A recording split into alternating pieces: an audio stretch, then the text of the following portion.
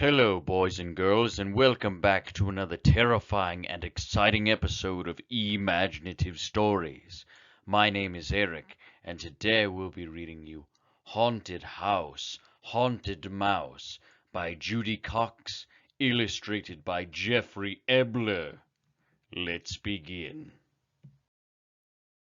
One October night, the doorbell rang. Mouse peeped out of his hidey-hole. The night was dark. The dark was spooky. On the front porch stood a fearsome trio, a skeleton, a goblin, and a ghost. But Mouse wasn't scared. His whiskers twitched as he watched.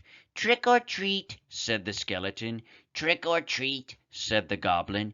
"Trick or treat," said a little bitty ghost, and she tripped over her sheet. The three held out their sacks. Dad plopped one piece of candy in each bag. "Thank you," called the kids. The ghost dropped her sack, and goodies spilled out. Mouse's mouth watered. Yum! He wanted trick-or-treats too. While everyone helped the ghost, Mouse scrambled into the trick-or-treat sack.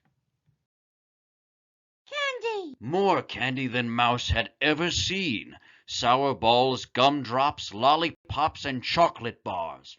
Mouse closed his eyes and inhaled deeply. His whiskers wiggled. He simply didn't know where to begin. He nibbled on this and nozzled on that until his cheeks were as plump as a chipmunk's. Just then the bag swung high in the air. Where were they going? Mouse gnawed a peekaboo hole in the paper sack. Dark clouds flitted over the moon. Jack-o'-lanterns sent beams of golden candle shine flickering across front lawns. Flocks of trick-or-treaters scurried from door to door.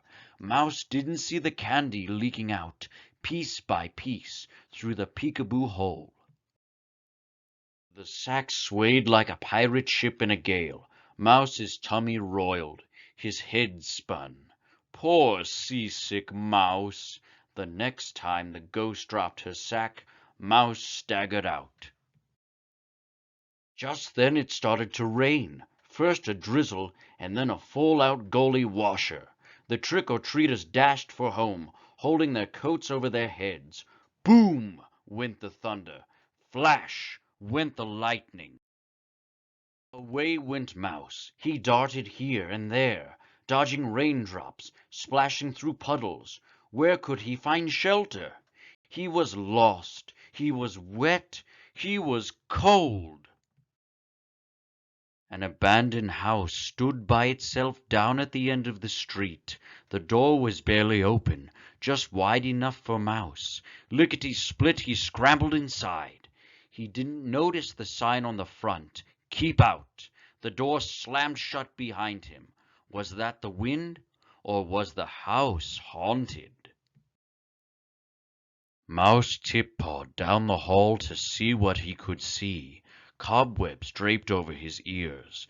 The house was old. The house was empty. A spooky house filled with creaks and groans and things that go bump in the night. He heard bones rattle, a skeleton dancing. He saw eyes glimmer, a goblin prancing. A pale shape floated past, a ghost haunting. Mouse shook, Mouse shivered, Mouse shuddered. He backed up, step by careful step, until he was against the wall, trapped. But Mouse was not afraid. "Boo!" He cried as bold as a badger. "I'm not afraid of you."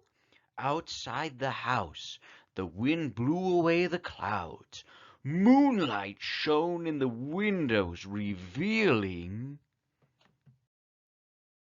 bamboo wind chimes jiggling, no skeleton, a green frog croaking, no goblin, torn curtains fluttering, no ghost. The storm was over. Mouse jumped out the window. He was ready to go home to his safe, dry hidey-hole. But how could he find his way back? All at once he saw a cherry lollipop shining in the moonlight. He picked it up. farther down the sidewalk he spied a sour ball, and under the street lamp he spotted a scattered row of candy corn. Piece by piece, he followed the candy trail all the way home. There in his hidey hole, he had a Halloween party of his very own. Good night, spooky night, happy trick or treat. The end. Thank you all for tuning in to the reading today, and thank you all for reading along with me. Be sure to tune in on Wednesday for the next book that I will be reading, titled Scary, Scary Halloween. Until then, keep using your imaginations, and be sure to like and subscribe to my channel. Thank you.